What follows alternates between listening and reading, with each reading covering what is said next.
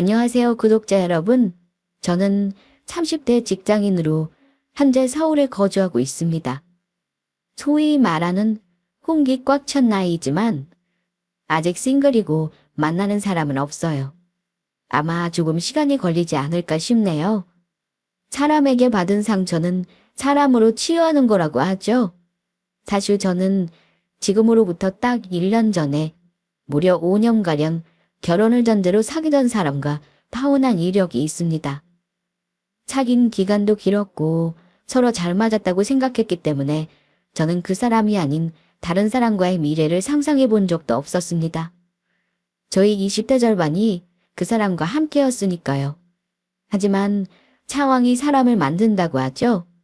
좋을 때는 간이고 쓸개고 다 빼줄 것처럼 굴던 전 남자친구는 자기 힘들 때 도와준 저를 생각하지 않고 자기가 잘나서 잘된 줄 알고 기고만장하더라고요. 결정적으로 뒤에서 저 몰래 계산적인 짓을 하고 다니는 걸 알게 되어 세상 속 시원하게 파혼했습니다. 사람은 아무리 오랜 시간을 함께해도 그 속내를 모르는 건가 봐요. 아마 이런 경험 때문에 저는 앞으로 사람을 잘 못 믿겠다 싶어요. 저는 대학 졸업하자마자 바로 취업 성공했습니다. 월급이 그리 많진 않지만 여자로서는 노후 평생 보장되고 연금도 나오는 직군이에요. 저는 남자친구가 로스쿨 다닐 때 소개로 만나 연애를 이어왔습니다. 남자친구는 저보다 저에게 참 잘 맞춰주는 사람이었습니다. 제 기분을 잘 파악하고 공감도 잘할 뿐더러 눈치도 빨라요.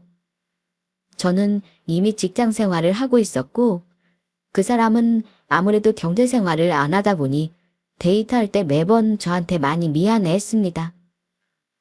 남자친구 집이 못 사는 편은 아니었지만 그 사람 남동생도 대학생이다 보니 부모님이 자식들 학비 내느라 허리 휜다는 말을 많이 하긴 했어요. 그래서 빨리 시험 합격해서 변호사 되고 싶다는 부담을 가지고 있었고요. 남녀가 만나면 어쩔 수 없이 돈을 더 많이 쓰는 사람이 있기 마련이잖아요. 보통은 남자 쪽인 경우가 많지만 저는 상황이 그러니 개의치 않았습니다. 정야, 매번 오빠 때문에 밥값 데이트 비용을 너무 부담하는 것 같아서 미안하다. 내가 나중에 10배, 아니 20배로 갚을게. 조금만 기다려줘. 너랑 우리 가족들 위해서 내가 지금 공부 열심히 하고 있는 거 알지? 뭘 그런 걸 미안해하고 그래? 나 한창 힘들 때는 오빠가 내 옆에서 얼마나 힘이 돼줬는데. 이 정도는 아무것도 아니야. 이건 뒷바라지라고 할 수도 없어. 그러니까 너무 마음 쓰지 마, 오빠. 대신 오빠 말대로 나중에 10배 소부에 갚아야 한다? 나 진짜 그때 갖고 싶은 거 리스트로 만들어 놓을 거야. 괜히 저한테 미안해 할까봐 저리 너스레를 떨었지만 민망해하는 그 마음을 잘 알고 있었습니다. 어쨌든 남자친구가 뭐 돈이 아예 없었던 건 아니에요. 주고받는 거 당연히 있었지만 상대적으로 제가 더 많았다는 겁니다. 어쨌든 남자가 자리 잡으려면 시간이 필요하니 저는 다 감수할 마음이 있었습니다. 우리 집에서도 부모님들이 변호사 준비하는 남자친구 있다는 사실은 다 아셨고 너무 늦지만 않게 저랑 결혼하길 바라셨어요. 남자친구 배경이나 이런 거 다 중요치 않다고 하시면서 제가 좋아하고 사람 성실하면 된다고 하셨습니다. 우리 부모님은 돈에 연연하지 않을 정도로 재력이 있는 분들이세요. 보통은 우리 집 수준 생각해 결혼도 비슷한 집안과 해야 한다는 부모님들이 많으실 텐데 우리 부모님은 그러지는 않으셨습니다. 배우자를 너무 계산적으로 찾고 조건 맞춰 찾다 보면 나중에 서로 이해 못할 일이 생겼을 때 크게 사이가 안 좋아질 수도 있다면서 모자란 걸 서로 채우고 보완해 줄 수 있는 그런 사람을 찾으라고 하셨어요. 우리 딸이 모자란 거 없이 컸는데 너보다 조금 부족하면 어때? 너 사랑해주고 아껴주는 그 마음이 제일 중요하지. 그런 사람 만나는 게 어디 선으로 되겠어? 엄마는 우리 딸이 사람 보는 안목을 믿어. 네가 그렇게 좋아하고 결혼까지 생각할 정도면 진짜 괜찮은 사람이겠지. 엄마는 꼭 자리 잡고 인사할 필요 없다고 생각해. 그러니까 언제 한번 가볍게 식사나 하자 그래. 부담 가질 필요 없이 가볍게. 알았어, 엄마. 근데 오빠도 지금 집이 학생이 2명이라 그렇지 집이 막 못 살거나 하진 않아. 일단 우리 계획은 오빠 변호사 되고 나면 둘이 2년 정도 바짝 벌어서 결혼할 계획이거든. 나도 결혼만큼은 엄마 아빠 도움 없이 한번 해보려고. 아이고, 그건 그때 가서 생각해. 근데 니들이 돈 모아서 결혼하려다가 어느 세월이 하려고. 부모 도움 못 받을 상황이라면야 네 말이 맞지만 너는 그런 걱정을 왜 하니? 엄마가 있는데. 암튼 너 만나는 사람 얼굴이나 한번 보자 그래. 결혼 말 나오기 전부터 남자친구를 많이 궁금해 하셨습니다. 자랑 같지만 간략히 말씀드리자면 저희 집은 소위 말하는 부자입니다. 아빠랑 엄마가 강남에서 교육사업을 오래 하셨는데 지금은 오빠가 물려받으려고 같이 하고 있어요. 엄마가 3년 전에 갑작스레 갑상선 암 수술을 하시는 바람에 그때부터는 일을 안 하고 건강관리에 집중하고 계시지만 예전에는 카리스마 대단한 분이셨어요. 그래서 저나 오빠가 사춘기 한 번 없으면서도 부모님을 존경하고 따르는 거고요. 아무튼 넉넉하게 자랐지만 주변 친구들은 제가 부잣집 딸내미인 줄 몰랐다는 말을 하곤 해요. 저 대학 때부터 친구들은 제가 잘 사는 줄도 몰랐습니다. 부모님이 학비는 대주셨지만 용돈은 제가 과외하거나 학원 보조 강사 일하면서 벌어서 다녔어요. 부모님이 돈이 많아도 저랑 오빠한테 허투루 돈 퍼주신 적은 없습니다.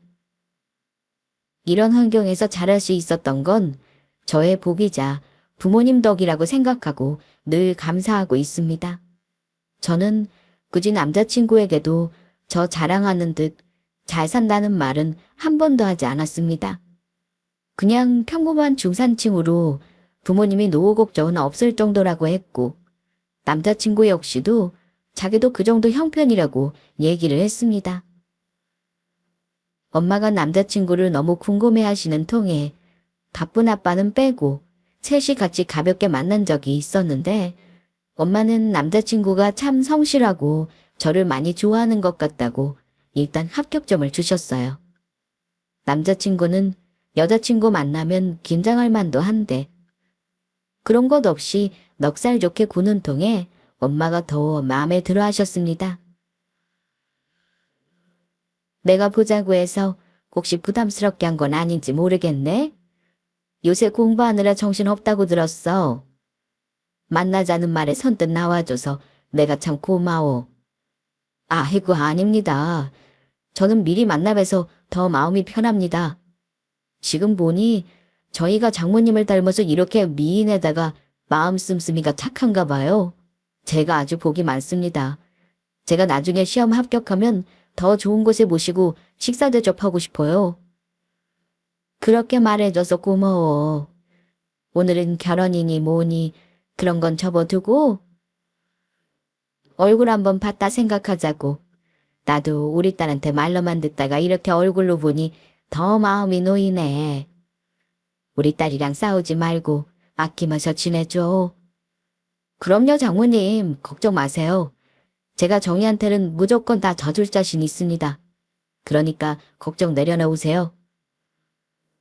장모님 소리 듣기 참 좋구먼. 그래, 공부 열심히 하고 다음에 좋은 소식 들려주길 바라겠네. 엄마는 얼굴 한 번 본 이후로 남자친구를 너무 마음에 들어 하시면서 종종 선물도 챙겨주시고 남자친구 집에 갖다 주라며 엄마에게 들어온 와인이라든가 비싼 버섯이나 영양제 같은 것들을 주시기도 했습니다. 우리 집에서도 이 사람과의 결혼은 기정사실이었어요. 다만 제가 정식으로 인사드리기 전에 남자친구 가족을 만난 적은 없었습니다. 남자친구는 우리 집에 먼저 인사를 드린 것과 달리 저를 소개하는 건 아직 부담스럽다고 했어요. 집에서 공부만 전념하고 있는 줄 아시는데 혹시 여자친구 때문에 소홀하다고 생각하실지 모르니 변호사 시험 붙고 나서 말하고 싶다고 했습니다. 저는 아무 상관 없었어요. 우리 엄마야 큰 부담 없이 남자친구를 보자 하셨다지만 여자 입장에서는 예비 시어머니 될 분을 미리 만나는 일은 사실 큰 부담이니까요. 어쨌든 이때까지만 해도 둘 사이에 아무런 문제가 없었습니다. 우리 둘은 가치관도 비슷했어요. 가끔 결혼에 대한 얘기를 나누면서 미래 계획도 짜놓았습니다. 지금 생각하니 너무 웃기네요. 그때는 우리 앞길에 꽃길만 있을 줄 알고 아이를 언제 낳자는 계획까지 했으니 말이죠. 남자친구는 꽤나 현실적인 사람이었습니다. 아직 본인이 능력은 없지만 인생을 로드맵을 그려놓는 계획적인 성향이 강했어요. 일단 내가 내년에는 반드시 시험에 합격할 거야. 그리고 로펌에 들어가서 경험 쌓고 3년 정도 일하다가 내 사무실 내고 싶어. 그때까지는 우리 열심히 돈 모으자. 그리고 결혼해서도 우리 2년 정도는 아이 가지지 말고 최대한 돈만 모으자. 네 생각은 어때? 사실 저는 돈 모으는 일에 그리 연연하지는 않았지만 남자친구가 구체적으로 결혼 계획에 아이 계획까지 세워가며 열심히 모습이 내심 좋았습니다. 아이 없이 신혼생활 즐기며 열심히 저축한 후 어느 정도 갖춰졌을 때 아이를 낳자는 계획에 동의했어요. 남자친구는 우리 집에 와본 적도 있고 부모님께 인사도 드렸지만 사실 우리 집 재력이 어느 정도인지는 잘 몰라서 같이 보태서 자리를 잡아야 한다고 고민을 많이 하더라고요. 물론 저도 편하게 살자고 우리 부모님 도움을 바라지도 않았고요.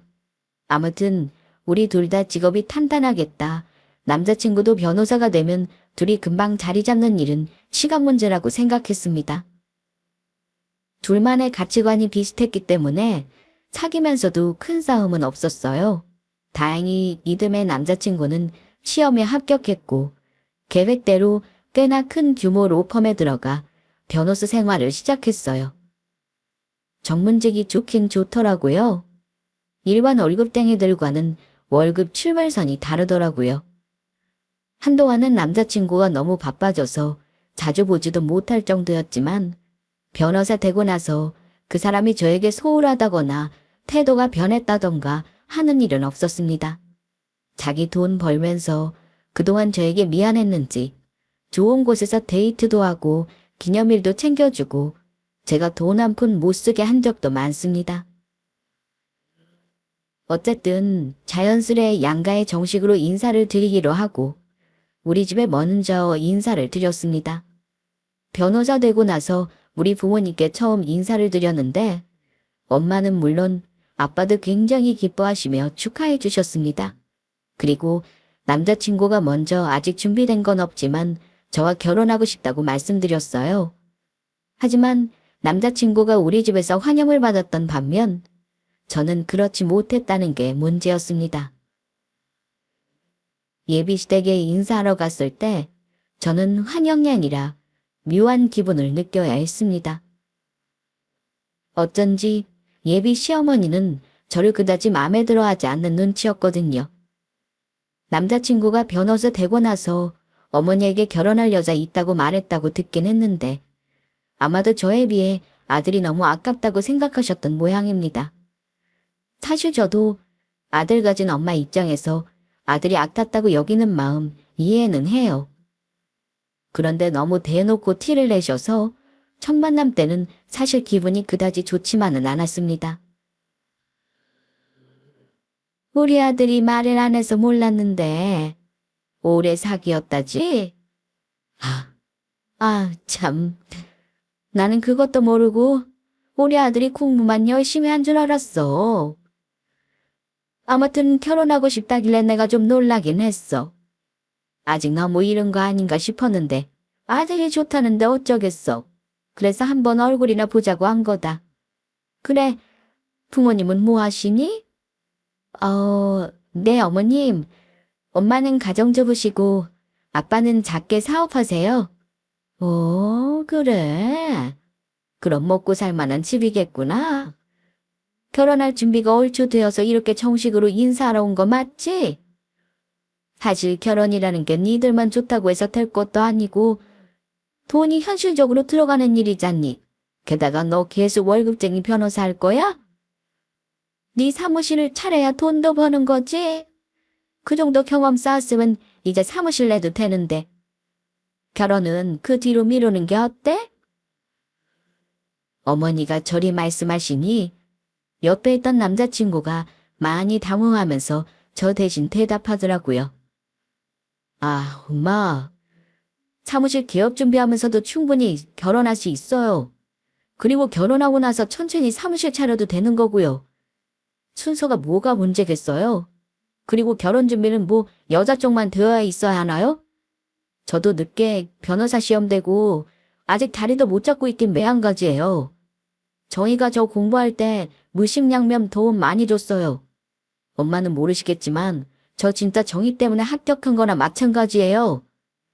준비 안 되면 안 된 대로 결혼 준비할 테니까 엄마는 너무 걱정 마시고 지켜봐 주세요. 뭐 그랬다니 내가 할 말이 없구나. 우리 아들 때문에 애썼다는데 어쩌겠어. 그래 알았으니까 어쨌든 올해 가기 전에 양가 만나는 자리 잡고 결혼 계획 잡아봐. 처음에는 달가워하지 않는 듯 보였지만 저도 그렇고 남자친구도 그렇고 두 사람 뜻이 워낙 굳건하니 어머니도 결혼을 추진하라고 받아들이셨습니다. 어머니는 아들에게 투자한 게 많다고 생각하시는 듯 했어요.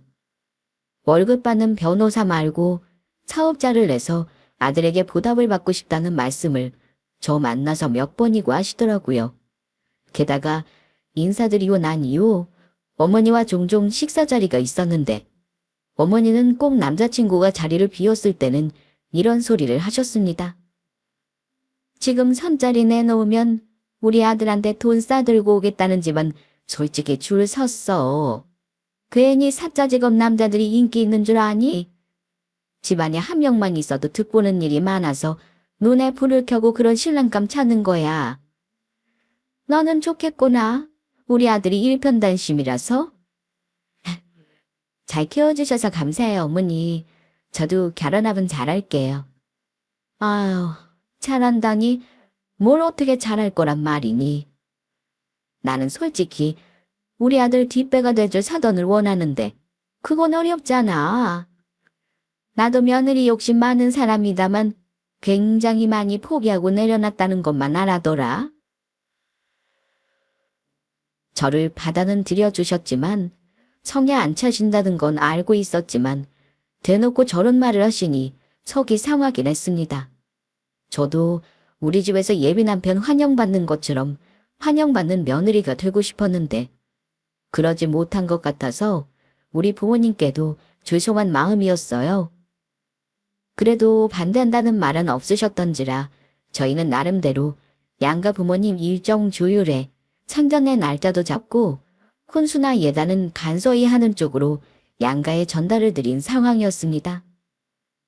결혼 날짜는 양가에서 모든 이듬해 봄쯤으로 했으면 좋겠다고 하셔서 대략 날짜만 받아놓았고요. 그리고 남자친구는 변호사 사무실을 오픈하는데 돈이 많이 드니 결혼 이후로 고민하겠다고 계획을 세웠습니다. 원래 그 사람은 빨리 자기 사무실을 차리고 싶어 했어요. 그런데 제가 기다린 시간과 30이 넘어가는 저의 나이를 고려해 결혼이라는 중대사를 먼저 하겠다고 결정한 거고요. 그런데 차근차근 준비하기도 바쁜 그 시간에 저는 고민이 생겼습니다. 어머니가 자꾸 저에게만 따로 연락을 하는 일이 잦아졌기 때문입니다. 처음에는 우리 집 상황이나 부모님 재정 상황을 구체적으로 물으시더라고요. 제가 대답을 곤란해하자 어머니는 아마 혼자 넘겨짚으셨는지 무리한 요구를 자꾸 하기 시작하셨습니다. 예, 아무리 생각해도 나는 우리 아들이 아까워서 안 되겠다. 내 아들이 너보다는 훨씬 나은 조건인데 혼수랑 예단을 간소하게 한다니까 내가 속이 다 뒤집히는구나. 못해도 나는 명품 가방 하나는 받아야겠어. 명품 가방이요? 그럼 제가 오빠랑 상의 한번 해볼게요, 어머니. 예, 우리 아들한테 얘기할 거면 내가 뭐하러 너한테 따로 전화를 하겠어.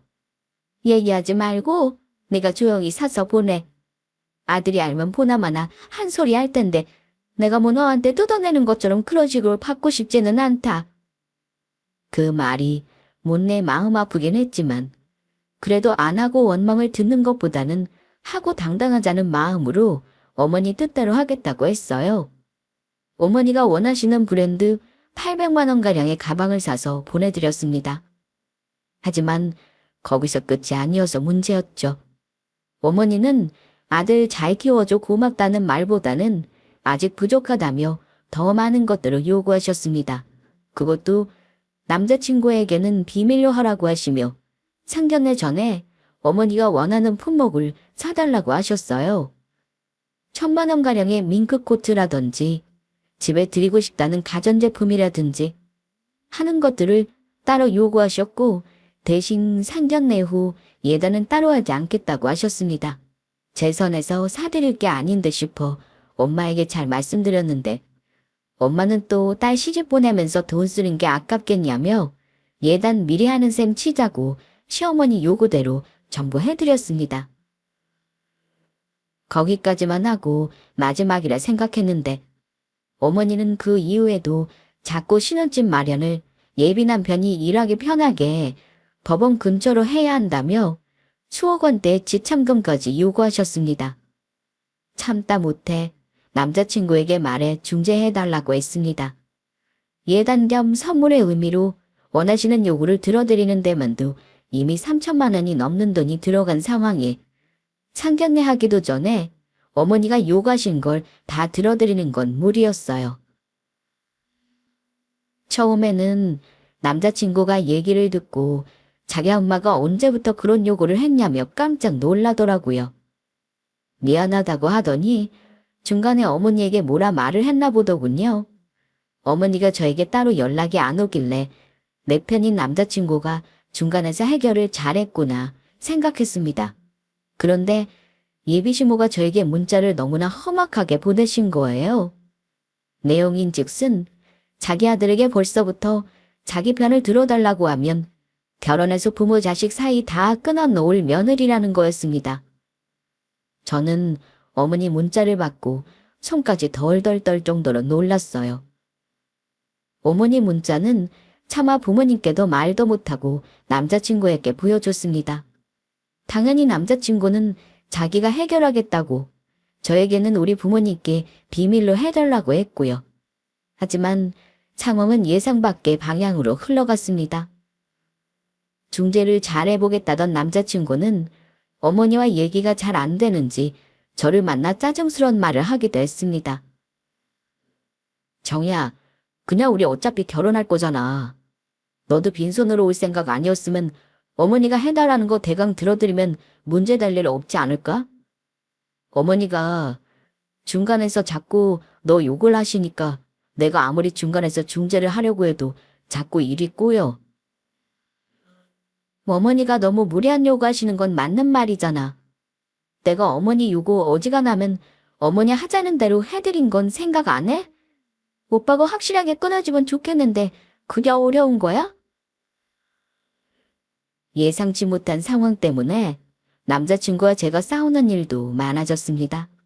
그런데 계속해서 분위기가 이상하게 흐르더니 시어머니 쪽에서는 급기야 상견례와 결혼을 미루라는 말이 나오더라고요.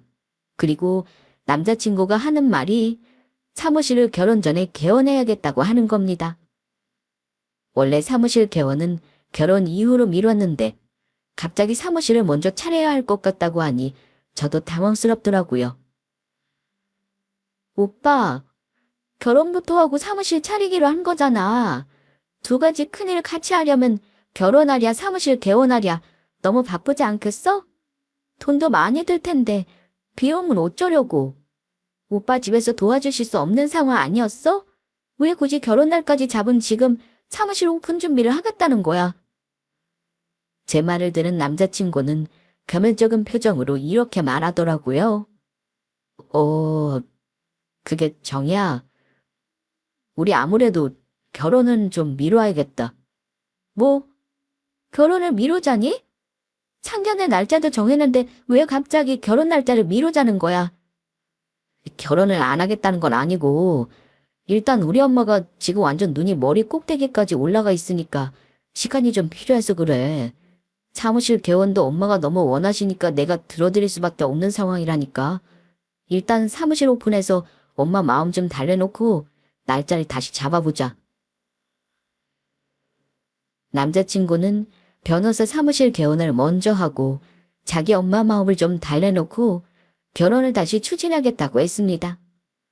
제 입장에서는 고민이 많아질 수밖에요. 예비 시모가 변호사 아들이 아까워서 결혼을 마지못해 승낙했다지만 날짜까지 다 잡아놓고 저에게 예단 명목으로 선물까지 챙겨놓은 후였습니다. 저는 이미 들어간 돈이 있는데 결혼을 미루자는 말이 당연히 반갑지 않았습니다.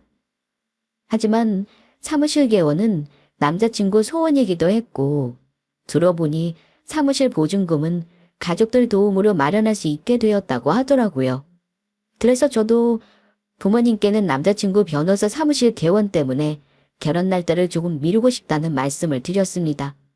우리 부모님은 굳이 제 결혼을 서두를 필요 없다는 입장이었기 때문에 흔쾌히 우리 두 사람이 잘 의논해서 하라고 하셨어요. 남자친구는 로펌도 그만두고 한동안 사무실 오픈 준비로 바빠 저도 자주 만나지 못했습니다. 그런데 생각보다 빨리 사무실을 계약했다고 하길래 조금 놀랐습니다.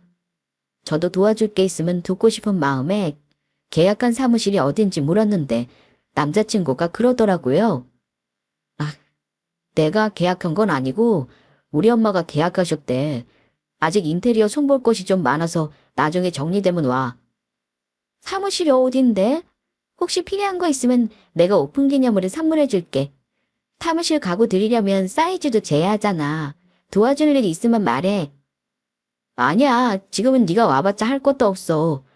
위치는 법원에서도 가까워서 좋더라. 대신 월세가 좀 비싸긴 한데 그만큼 자리값을 하겠지. 법원에서 가까운 곳이면 임대료도 만만치 않을 테니 걱정도 많더라고요. 사무실 오픈하는 게 한두 푼이 드는 일이 아닐 테니 아무래도 돈 걱정이 많아 보였습니다. 그런데 사무실 오픈 준비를 하면서 바쁜 건 알지만 이상하게도 저는 그 사람이 뭔가 저에게 예전 같지 않고 소홀하다는 느낌을 많이 받았습니다. 만날 약속을 미루는 일도 여러 번 있었고요. 어지간하면 저도 이해는 합니다만 서운한 마음은 어쩔 수가 없더라고요. 오래간만에 만나면 남자친구는 우리 결혼에 대한 얘기는 하나도 하지 않고 오로지 자기 관심사만 얘기하기 바빴습니다. 제가 궁금한 마음에 사무실 보증금과 월세가 얼마냐고 물었는데 이 말 저 말 돌리며 안 가르쳐 주더라고요. 그래서 위치만 어딘지 알려달라고 했습니다. 그런데 저는 남자친구가 알려준 사무실 위치를 알고 저는 깜짝 놀라고 말았습니다. 세상 좁다고 생각했는데 세상에 하필 남자친구가 얻었다는 사무실이 우리 엄마 소유 5층 상가 건물이었거든요. 사실은 우리 엄마가 서울에 상가 건물 두 채를 가지고 계세요. 하나는 강남에 아빠가 교육 사업을 하시는 건물이고 하나는 남자친구가 사무실로 얻었다는 법원 근처 상가입니다. 오래된 건물이지만 땅값 비싼 곳에 있는 만큼 월세가 만만치 않은 곳이에요. 우리 집 재력을 잘 모르는 남자친구는 당연히 그 사실을 몰랐고요. 우연치고는 신기하더라고요. 아마 예비 시모가 계약하러 갔기 때문에 우리 엄마도 그렇고 서로 얼굴을 모르셨겠죠. 만약 남자친구가 갔다면 우리 엄마를 당연히 알아봤을 테지만요. 저는 놀랐지만 엄마 건물이라는 얘기는 하지 않고 물었습니다. 오빠 사무실 얻었다는 곳이 이 건물이야? 여기야. 법원 근처라 경쟁은 좀 치열해도 원래 이런 곳에 시작하는 게 맞지. 근데 임대료 만만치 않을 것 같다. 오빠는 여기서 살아남을 자신 있어? 살아남아야지. 그동안 모아놓은 돈 여기다가 얼마나 많이 투자했는데. 이럴 때 임대가 아니라 딱 상가를 사서 했다면 얼마나 좋을까. 월세 부담 때문에 벌써부터 숨 막힌다. 저는 월세 때문에 숨 막힌다는 그 사람 걱정을 덜어주고 싶었습니다. 엄마에게 이 사실을 얘기하고 월세를 깎아달라고 할 작정이었어요. 하지만 공과 사 구분 명확한 엄마를 잘 아는 저는 슬쩍 엄마에게 물어봤습니다. 엄마, 그 서초동에 엄마 꼬마 상가 있잖아. 법원 근처에. 그 건물이 왜? 엄마 건물 혹시 얼마 전에 공실 난 거 계약했어? 응, 안 그래도 달포 전에 계약했지. 공실 나자마자 변호사 사무실로 쓴다고 세입자 들어왔어. 근데 여자 변호사더라? 계약은 내 또래 아줌마하고 젊은 여자가 와서 하던데 이상하게 여자는 전혀 변호사처럼 보이지는 않더라. 꼭 장사치같이 생긴 여자인데 생긴 거랑 다르게 변호사인가 했지. 여자 둘이서. 뭐지? 근데 갑자기 엄마 건물 월세 나간 건 왜 물어? 엄마가 여자들이 부동산에 와서 계약을 했다고 하길래 좀 의아하긴 했습니다. 남자친구는 여자 형제가 없는데 뭔가 싶었지만 아무튼 엄마 건물에 계약해서 들어온 건 맞더군요. 조만간 엄마에게 슬쩍 얘기해봐야겠다 싶었습니다. 그런 얘기는 저 혼자보다는 예비사위와 같이 와서 말하는 게 좋을 것 같아서 남자친구에게 우리 엄마를 한번 같이 보자고 얘기했어요. 그런데 어쩐지 변호사 사무실 개업날이 다가오면서 남자친구가 저와 만나는 걸 자꾸 피하는 느낌을 받았습니다. 이상하게 생각하고 있었는데 얼마 후 저는 그 이유를 알게 되었습니다. 갑자기 남자친구 없이 따로 만나자는 말씀을 예비시모가 하시길래 자리에 나갔는데 난데없이 저더러 파혼하라는 말을 하더라고요.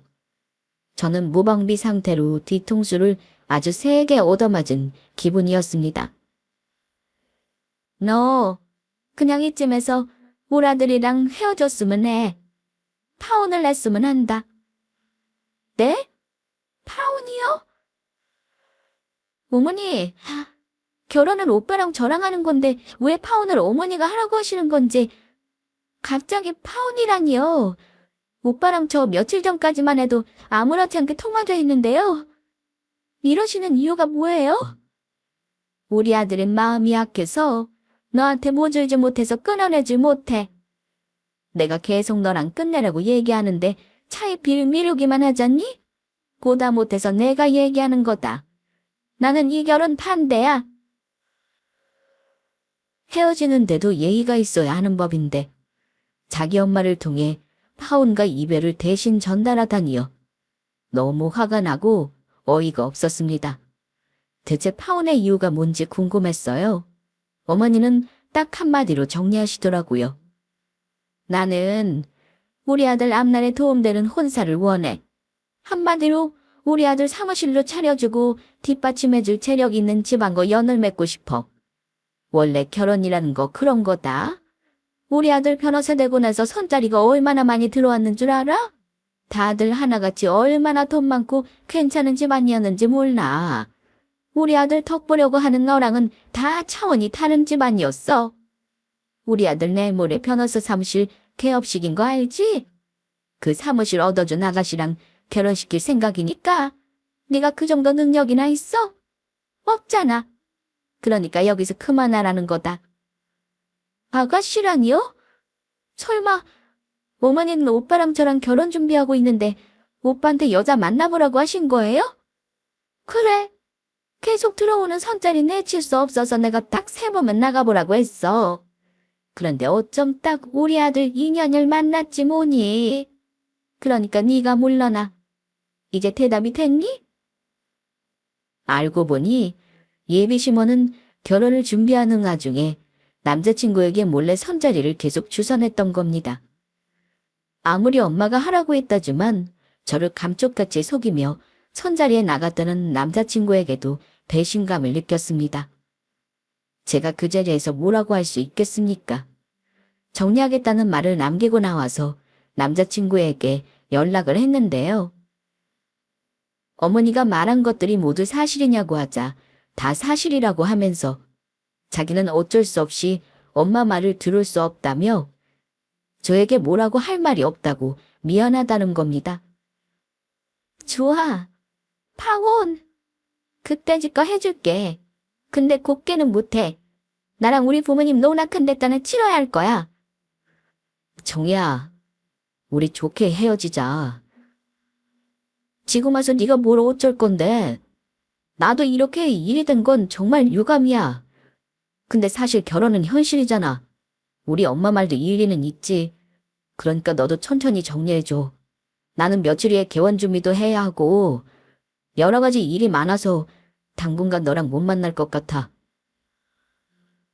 역시 돈 앞에 서는 사람도 하찮은 건가 봅니다. 어머니 말대로 자기 변호사 사무실을 얻어줬다는 선본 여자에게 남자친구는 이미 넘어간 듯 했습니다. 저는 꼬박 하루를 속으로 앓다가 결국 부모님께 모든 사실을 말씀드렸어요. 예비 시모로부터 파혼을 요구받은 이유와 함께 엄마 건물이 임차인이 바로 남자친구였다는 말도 털어놓았습니다. 부모님은 노발대발이라는 말로 차마 표현 못할 정도로 극대노하셨습니다. 당장 그 집안을 아작 내놓겠다는 아빠를 겨우 말렸어요. 엄마는 너무 속상해하셨지만 저에게 그러시더라고요. 너는 엄마가 하는 대로 가만히 따라와. 내가 그놈의 못돼 먹은 집구석 콘줄을 한번 내줘야겠구나. 너는 왜 엄마한테 진작 말을 안 한 거야? 이제 보니 계약할 때 같이 온 젊은 여자가 아마 선본 여자인가 보구나. 괘씸한 집구석 같은 이라고 내가 절대 그냥 안 넘어가. 엄마 어쩌게. 개업식 날 엎어놓기라도 하게. 엎어놓는 게 문제겠어? 너 그 집 엄마한테 돈 쓴 것 전부 얼마지? 일단 계산은 정확히 해야 할 거 아니야. 엄마는 이를 갈고 계셨습니다. 그리고 다음날 엄마는 아침부터 득달같이 저를 데리고 변호사 사무실에 가서 여러 가지 절차를 알아보셨습니다. 엄마는 남자친구 개업식에 같이 가자고 하시더라고요. 저는 솔직히 요란하게 헤어지기 싫었는데요. 한편으로는 우리 엄마 건물에 그 사람이 새들었다는 사실을 알려주고 싶은 마음도 있었습니다. 그리고 엄마 말대로 계산은 정확히 해야 하니 어머니가 저에게 그동안 결혼명단 명목으로 받아간 가방, 가정값, 옷값 등등 청구서를 작성해 놓았습니다. 남자친구 사무실 개업하는 날 저는 엄마와 함께 초대받지 않은 그 사람 사무실로 갔어요. 엄마 건물 3층이었는데 이미 입구부터 개업집과 화분이 즐비하더라고요. 사무실에는 손님들이 많은지 소란스러웠지만 우리 엄마는 귀 하나 죽지 않고 사무실 문을 벌컥 열고 들어갔습니다. 순식간에 우리 모녀를 향해 시선이 집중되었는데 당연히 예비씨가 식구들도 있었고 남자친구도 있더라고요. 물론 우리를 보는 표정은 마치 벌레라도 삼킨 듯한 표정이었습니다. 오호, 자네 개업한다고 들었는데 그 상가가 여기였구만. 정희야, 장모님, 여긴 어떻게 오신 겁니까? 어떻게 오다니? 내가 못 올다 온 건 아니잖아. 남자친구는 당혹스러워 하더라고요. 엄마와 제가 설마 그곳에 올 줄은 몰랐겠죠. 그때 옆에 있던 예비시모가 저에게 소리를 질렀습니다. 예, 너 지금 여기가 어디라고 오니? 좋게 얘기했으면 알아들어야지. 설마 너 친정엄마 데리고 같이 깽판이라도 놓으려고 온 거야? 그때 우리 엄마가 저를 가로막으며 예비시모에게 말했습니다. 아줌마, 내 딸한테 어디 소리를 질러? 오늘은 우리 쪽에서 할 말이 있어서 왔으니 잘 들어요. 아줌마, 나 기억을 못하나 봐요. 우리 초면이 아닌데. 나 어디서 봤는지 잘 기억해봐요. 뭐요? 이 사람이 진짜 보아하니 얘 엄마인가 본데 우리가 어디서 봐요 보기? 어디서 보긴요? 이 사무실 계약할 때 부동산에서 봤죠? 내가 이 건물 주인이니까요. 영 눈썰미가 없으시네. 엄마는 예비시모에게 똑같이 내가 이 건물 주인이라고 소리를 지르셨습니다. 그러자 그 자리에 있던 모든 사람들이 할 말을 잃고 우리를 주시했어요. 엄마는 화가 나신 채 말을 이어가셨습니다. 내가 이 건물 주인인데 아주 기막힌 소리를 며칠 전에 들었어요. 우리 딸한테 파혼하자고 했다지요? 그것도 아들한테 도움이 안 된다면서요. 우리 딸은 나한테 자기 남편 될 사람 임대료 깎아달라는 부탁까지 하려고 맘먹고 있었는데 대뜨는 사람한테 이런 상처를 줘도 되는 거예요.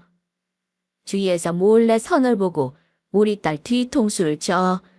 이 못다 먹은 인간들 같으니라고? 내가 오늘 여기 다 엎어버리고 당신들 내 건물에서 내쫓아버릴 줄 알아? 저는 엄마가 그렇게 화내는 모습을 처음 봤습니다. 제가 할 말을 속 시원히 다 해버리시더라고요. 예비 시모와 남자친구는 놀라서 엄마와 저를 번갈아 쳐다보고 있었습니다. 어머니는 어버버거리면서도 재차 물어보더라고요. 이 건물이 청인 네 엄마 건물이라고? 그래. 그러고 보니 부동산에서 그때 팬분이 만든 것 같구나. 분명 아차 싶은 얼굴이었습니다. 저는 아랑곳 없이 제 할 말을 했어요. 어머니, 아니 아줌마, 이 서류 받으세요. 파혼하자고 하셨죠? 그럼 계산은 정확히 해주셔야죠. 제가 드린 선물 전부 돌려주세요. 결혼 약속도 엄연히 계약이에요.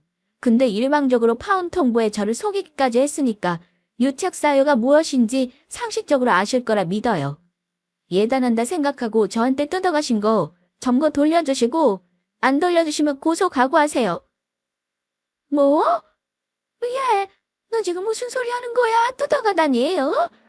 일단 진정하고 얘기 다시 해보자. 그래, 종이야. 일단 장모님이랑 왔으니까 앉아. 손님들 가시면 앉아서 얘기하자, 어?